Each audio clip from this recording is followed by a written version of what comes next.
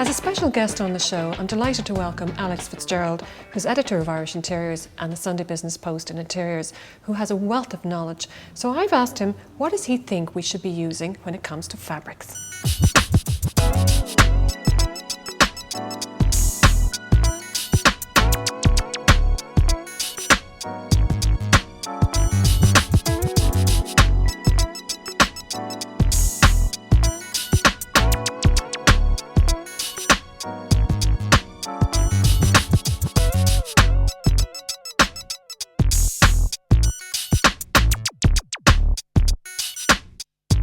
Now, Alex, when it comes to fabrics, we have a magnificent array here, courtesy of the lovely Kevin Dempsey. Where do you start? It purely depends on your taste. You can go mad, you can go discreet, you can go colourful, you can go sophisticated, tasteful. I mean, just taking a look here.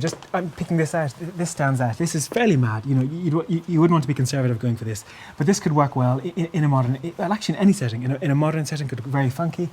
Moving further down, I mean, we have all these colours. This for the moment would be a very funky, fashionable look. This is very in at the moment. The whole floral effect.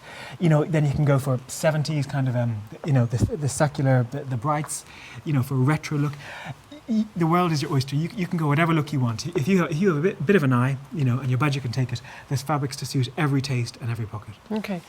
Where do people start in relation to, if they're choosing a fabric? I have it all the time. Yeah. You go into a blank room, yet the vision in your head is of all opulence or using different fabrics. Sure. So where do you start as your basis? Depends what you want to do. It could be curtains, it could be upholstering a sofa. I must say your seating is quite important, so I would always start maybe with a sofa and chairs. Choose fabrics that you can work with and live with. They've got to look good, they've got to be durable. So again, there's choice everywhere. In a big room, you can take colours. You can go for very dark, opulent colours and that's rich, quite and a rich luxury-looking fabrics. fabric, isn't it? Yeah, it's got a kind of chenille effect. So something like that could work. It's It's not going to work in an apartment in a small space. No. But in a big room, a period house, it can look fantastic, and it can be used traditionally or in a contemporary way. And I noticed this one as well. It's lovely, isn't it? Yeah, again, and this goes to show. I mean, Is that a fabric now for your curtains? It's not a upholstery shirt, isn't it? It's a silk, It's a isn't light it? curtain fabric. Again, it's quite dominant. So you'd want to use it sparingly. You couldn't have this with say a tartan sofa, and floral wallpaper. You would, but no one would sit in it. You would, but no one would sit in it. But there's just so much scope to introduce pattern and colour into your room if you're a little bit adventurous. Okay. Now, when people ask you advice, as I did, in relation to, I suppose, creating a continuity, Sure. but experimenting, it's very hard for me to get my head around it. But for you, it's like, okay, this will work, that will work. So for the sort of amateurs that we are out there, what should you not use together? Well, What doesn't go? Okay. Things can clash, but they can clash well. Things can work well together. There are no hard and fast rules. I think be true to your style. If something can look great, but if you don't like it, you're not going to enjoy it. So I mean, choose things that you like, that you can live with, and if they're stylish, great. But I would say, go with your own taste. Now, Alex, when it comes to wallpapers, it's the thing, but it doesn't suit everywhere and it doesn't suit Sure. everybody. And then the patterns are either too much or too little. Yeah. So what do you do? What do you do?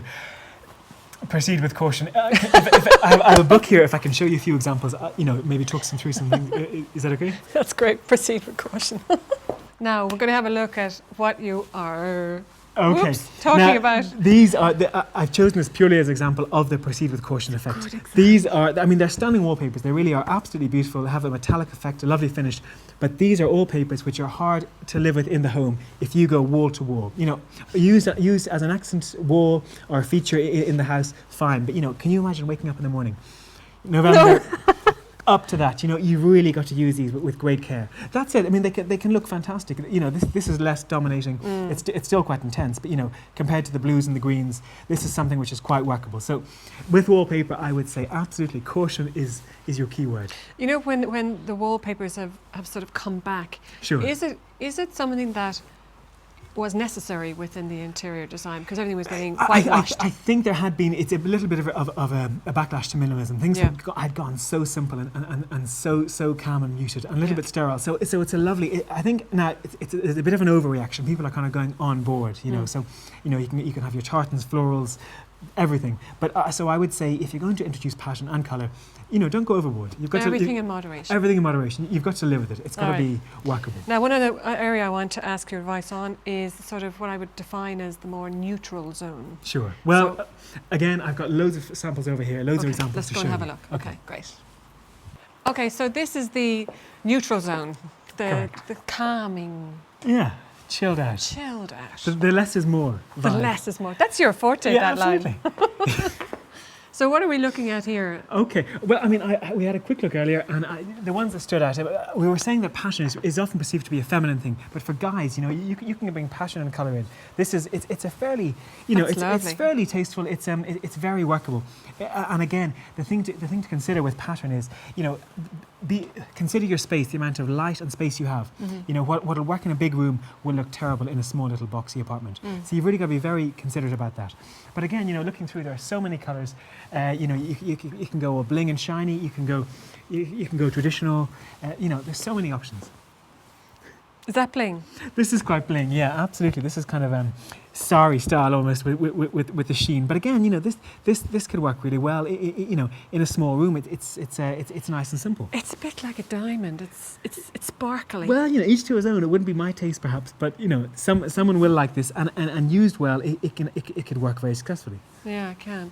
So, okay, to summarise, because we're spoiled for choice here, but that's typical of this beautiful place. What do people do? Everything in moderation? Everything in moderation. Absolutely, proceed with caution. You know, if you want pattern, really be sensitive to your environment. If it's a small space, you've got to go less. If it's a big space, you can take anything. But just, you know, be true to your tastes and work out the setting. Bear in mind where it's going to be used. Okay, all right. Well, listen, a million thanks, darling. Thank you. Now, let's go and have a coffee. Okay. Okay. Well, that's all we have on this month's Finishing Touches. And don't forget, if there's any comment you'd like to make or anything you'd like us to cover, check out our website at www.city.ie or through email at info@city.ie. So thanks for watching and see you next month.